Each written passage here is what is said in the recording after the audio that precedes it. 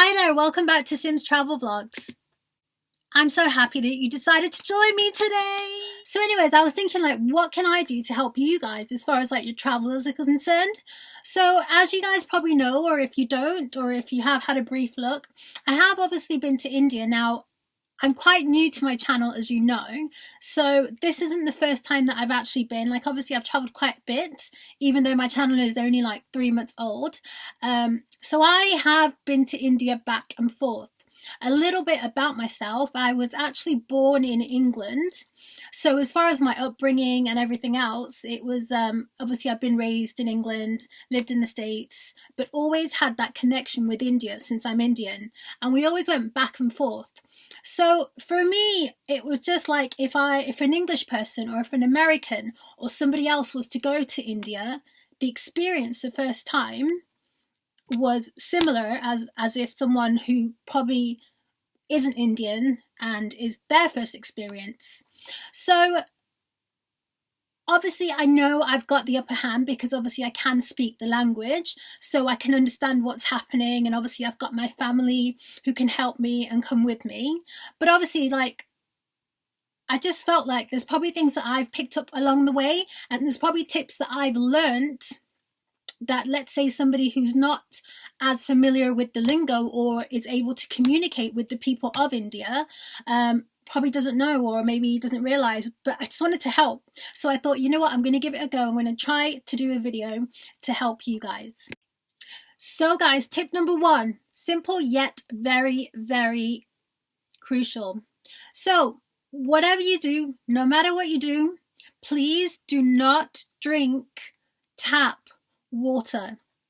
This is serious information.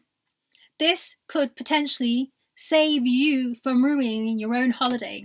So whether you go to a restaurant and it's a jug that they put in front of you, or if you buy some sort of street food, which I tend to not really buy, but if you really want to, make sure the water has either been boiled or it's from a bottle. So simple but very crucial. Do not drink tapped water. So tip number 2, life-changing. So you've probably heard that when you get to the airport, you're going to approach a taxi and people are going to charge you double, triple the amount that you're meant to pay just because they know you're from a different country. Well, the option is you do actually in India have Uber. So download the app, trying to find my app, download the app and use Uber. It's there, it's available. You will know, I'm trying to see if I've got my trips from here. So you will know exactly. So from here, when we went the first time, so this is a trip that we took. This, for example, as you can see, this was a trip that we took to the Lotus Center. On the actual app, you are sent who's picking you up, how much it's going to cost, and afterwards you are expected to provide feedback. So the person that was meant to pick us up was coming in a Maruti Suzuki Swift Drive. His name was Pankaj, and the amount that we paid was 360 rupees and 86 pence, and that was from all the way from Bunjam Vihar to Lotus Temple Road, which he literally just dropped us outside. So make sure you guys, tip number 2, download the app Uber and use it.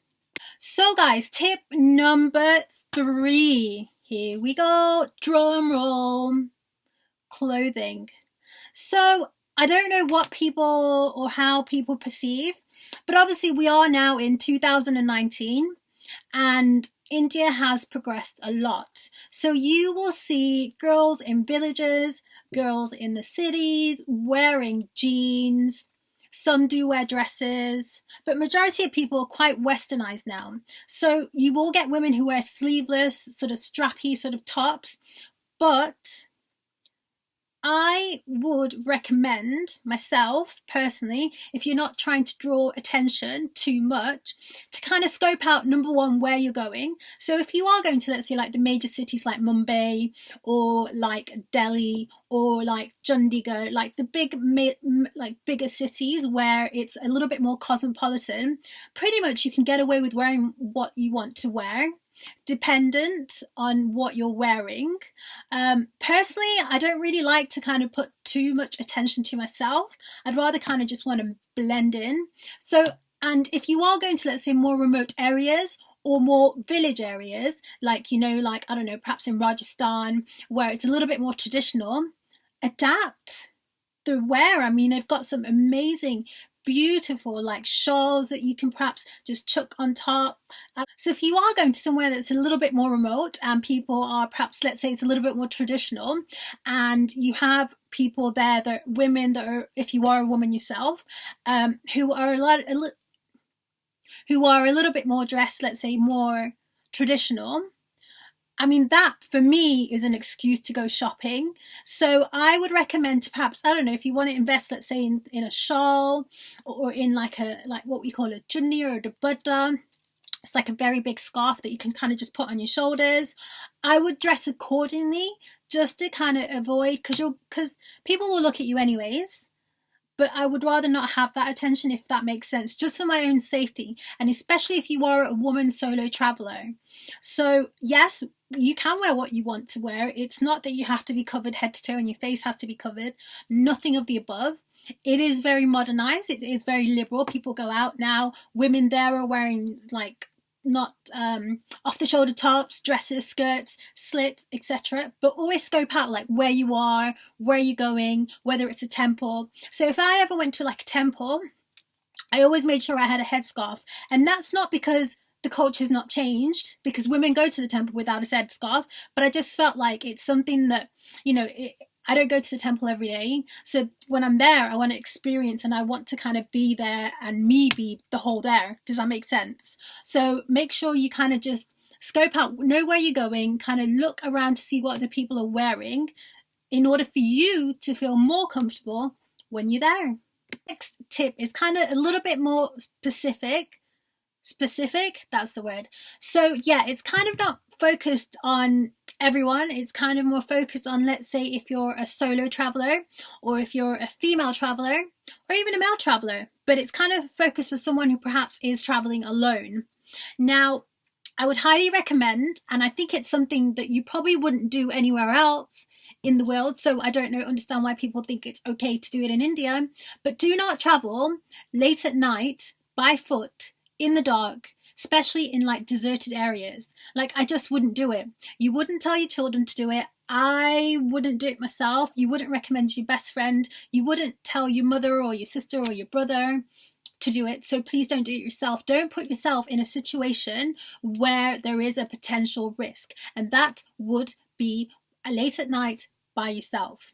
A lot of incidents that have happened, and I'll be honest, obviously I've read into like different incidents that have actually happened, and I'm not saying, or I'm not for 1 second agreeing with what's happened to some of these people is correct, but a lot of these incidents have happened where it's been late at night and it's been in areas that perhaps haven't been as busy as, let's say, central city, or perhaps they have been in deserted areas or in spots where it's a lot more quiet. So for your own safety, I would recommend not to be out late at night by yourself, especially not by foot. If you are in a bigger city, a lot of bigger cities nowadays do have women taxi drivers if you are a woman. So I would recommend, either if you have to, let's say you've got to go to the airport or somewhere you've got to go, book a taxi. Like I said, Uber is probably the best, but whatever you do, please don't put yourself in any risk situation, i.e. being out late at night. Like I said, you wouldn't do it in the States. You probably wouldn't do it if you were visiting England, so just don't do it somewhere else. Don't think India's okay to do it. And I think this is tip number 5 or 6. But so this next tip is, you know, whenever you visit like any other country, so like, you know, if someone was to come to England, like we have a tradition, you know, some people like football, some people like having Sunday roast on Sunday, some people enjoy the pub. It's kind of cricket. I think cricket's our culture, I'm not sure, but I know football is.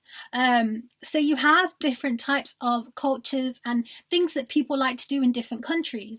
So obviously, because you are visiting another country, don't expect it to be like your own. So there will be a different culture, but that's the whole purpose of traveling.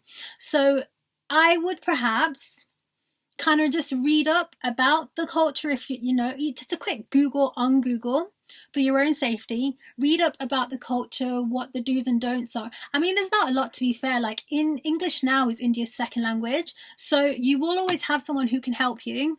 But yeah, but kind of, you know, get to know the culture, kind of embrace the culture, and kind of, because you're there for a short while, so, you know, embrace it. So this next tip is kind of, let's say, worst case scenario, and let's say you feel a little bit threatened or something's happened. Now, in India, it's kind of like a community feel.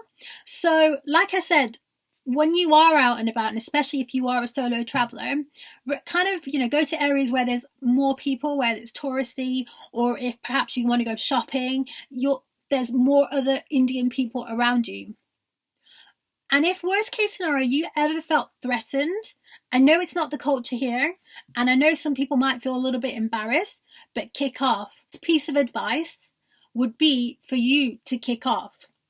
Make sure you kick off, because India is such a community kind of place, especially if there's lots of people around you and you were to make a racket, somebody will come and help you, especially because if you are a female. If there's older women there, or if there's somebody like gentlemen there, make sure you kick off and you let know that someone has either violated your space, or I don't know, if someone took something, because guarantees you will find help, because in India people do actually want to help you. And this now leads me on to my final tip. So okay, here it comes. Deep breath. So my tip to you is, if you are planning to go and the trip's very, very soon, you must please make sure to chill. I want you to go with an open mind. I want you to have like the best experience you've ever had. I want you to make new friends and come back with like amazing memories, and be like, you know what, we went here and I saw this and this person and this is my new friend, and oh my gosh, the food's amazing, and blah blah blah, and come back with all these memories that you should experience when you go to India. Because every time I've been, I've always come back with some memory that I think, wow, I can't believe I did that. And secondly, you will have like the biggest culture shock ever, and in a good way. You will look at things and people completely different when you come back. I feel like sometimes we're so stuck in this rat race on trying to impress, and our 9 to 5, and we've got to wear this and we've got to do that. And then when you see people there that are literally like on the streets, but they've got the biggest smile that you've ever seen in the world on anyone, it makes you think like, wow, how and why are you so happy? And it makes you grateful for everything that you have been given, for the life that you have been given. So I want you to go with an open mind. I want you to have like the best time ever. And I just want to finish this video with saying thank you so much for watching my tips. If you have any further questions, because I kind of do feel like a little bit of a pro when it comes to India, because I have not been only this time, I have been many occasions, and obviously I am Indian. And if it's anything that you aren't sure about, and if something that I'm not sure about, don't worry, I'll find out for you. I'll ask my mum. And yeah, I'm moving on. My next video now, I just want to kind of share something with you guys. I did something this week that I'm a little bit like, I kind of like should have done it 10 years ago, but that's fine, because timing is everything in your life, and if it's meant to be, it'll be. So that will then now be my next video for you guys. But anyways, enough of my chit chat. Thank you so much for watching. If you've not subscribed, please subscribe, because it will mean like the world to me, and I would appreciate it so much.